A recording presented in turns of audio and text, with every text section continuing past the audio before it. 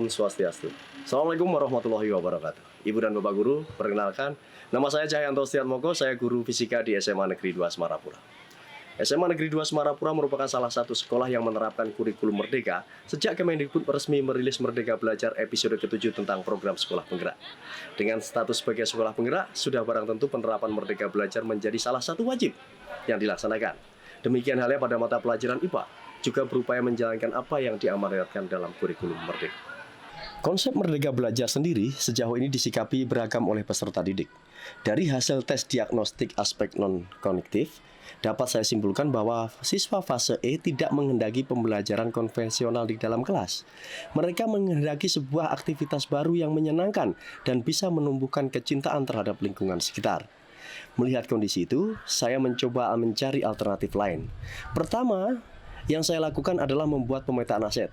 Kesimpulannya, saya tertarik mengembangkan pembelajaran lapangan yang sering disebut dengan istilah field trip, berbasis aset lingkungan sekitar. Kebetulan, dua topik materi yang dibahas yaitu tentang energi terbarukan dan pemanasan global sangat cocok jika dilaksanakan di luar kelas. Dalam proses pembelajaran, saya mengajak siswa untuk berkunjung ke tempat olah sampah setempat atau yang biasa disebut dengan TOS yang terletak di Desa Kusambe, Kecamatan Dawan, Kabupaten Klungkung. Di tempat ini, siswa dapat mengeksplorasi pengetahuan mereka serta dapat menggali informasi secara mendetail dari narasumber ahli dari Dinas Lingkungan Hidup dan Pertanahan Kabupaten Klungkung. Sebelum mengunjungi TOS Kusambe, saya terlebih dahulu memberikan pemahaman tentang TOS serta fungsinya.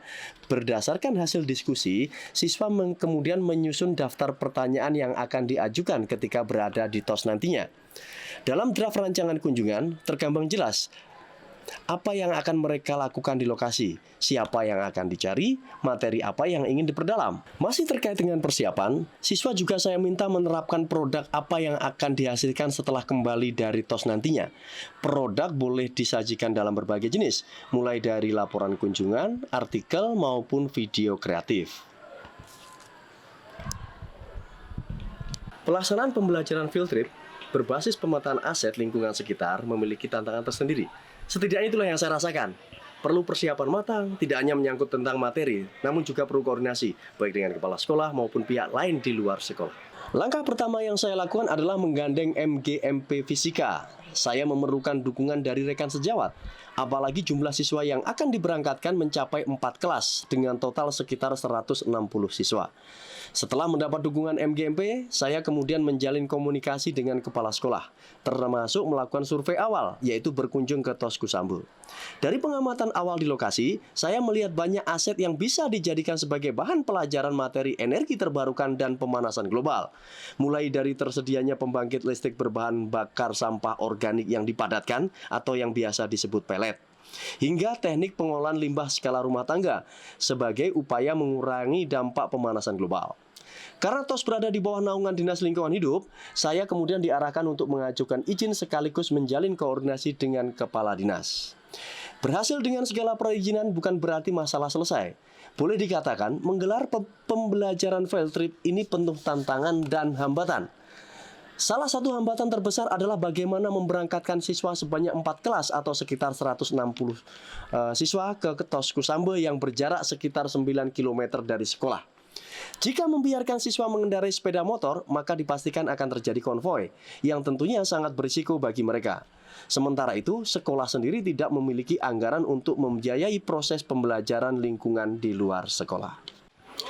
Saya sempat melakukan negosiasi alot dengan jajaran manajemen sekolah.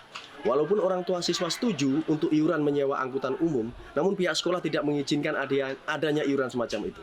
Dikhawatirkan hal tersebut akan menjadi temuan. Menghadapi situasi macam ini, saya tidak patah semangat. Saya teringat dengan pepatah Bugis, sekali layar terkembang, surut kita berpantang. Saya optimis pembelajaran lapangan tetap dapat dilaksanakan. Saya kemudian menggandeng salah seorang guru yang aktif sebagai pembina pramuka. Dari diskusi tersebut, akhirnya terbuka celah untuk mengajukan bantuan armada angkut pasukan ke Kodim Klungkung. Jalur negosiasi dan relasi kembali saya mainkan. Hasilnya, Komandan Kodim Klungkung bersedia mengirimkan 4 armada angkut pasukan yang terdiri atas 1 unit truk, 1 unit mobil minibus, dan 2 unit mobil patroli untuk mengangkut siswa ke TOS Kusambe. Luar biasa. Barangkali 2 kata itu yang mewakili apa yang saya rasakan ketika mendampingi siswa melakukan kunjungan lapangan. Antusias mereka sangat tinggi, daya kritis muncul, bahkan mampu menjabarkan draft pertanyaan yang telah disusun menjadi lebih detail. Salah satu pertanyaan kritis yang saya amati yaitu ketika salah seorang siswa menanyakan, kenapa TOS tidak meningkatkan kapasitas pembangkit listrik tenaga sampah dan mendistribusikan kepada warga sekitar. Secara umum, kemampuan berpikir kritis siswa mengalami peningkatan signifikan, baik dari segi kualitas maupun dari keberanian dalam mengajukan pertanyaan. Metode field trip berbasis aset lingkungan tidak hanya menuntun siswa berpikir kritis, tapi juga memberikan solusi real atas masalah yang terjadi di masyarakat, khususnya menyangkut energi terbarukan dan pemanasan global. Siswa mampu menganalisis dampak ancaman krisis energi, termasuk mencetuskan ide cemerlang sebagai solusi alternatif ancaman krisis energi. Di antaranya adalah mampu memetakan potensi daerah untuk mengembangkan energi alternatif lengkap dengan daya dukungnya, seperti potensi biogas di Desa Paksebali Dawan, penggunaan sel surya sebagai upaya hemat energi di listrik di wilayah Kota Semarapura, dan lain-lain. Dampak pembelajaran field trip pada materi pemanasan global begitu melekat pada diri siswa. Hal yang paling membanggakan adalah tumbuhnya kesadaran untuk melakukan pemilahan sampah anorganik.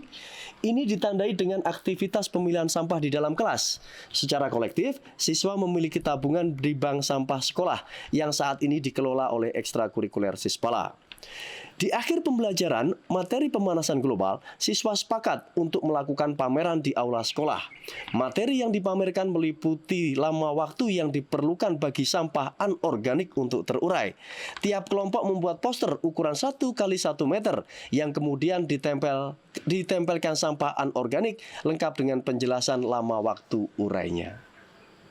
Melalui pembelajaran field trip atau pembelajaran di lapangan, saya merasa belajar jadi lebih mudah dan jadi lebih seru. Karena di sana saya bisa secara langsung melihat bagaimana prosesnya. Selain itu, saya juga bisa langsung berbicara dengan narasumber ahlinya. Sebagai seorang guru, saya melihat bahwa pembelajaran field trip mampu memberikan pengalaman yang kontekstual kepada anak dalam belajar dan juga mampu memberikan atau mengakomodir kebutuhan siswa. Nah, di sini juga saya melihat bahwa dengan field trip, anak-anak mampu membawa konsep-konsep yang sifatnya abstrak menjadi lebih nyata.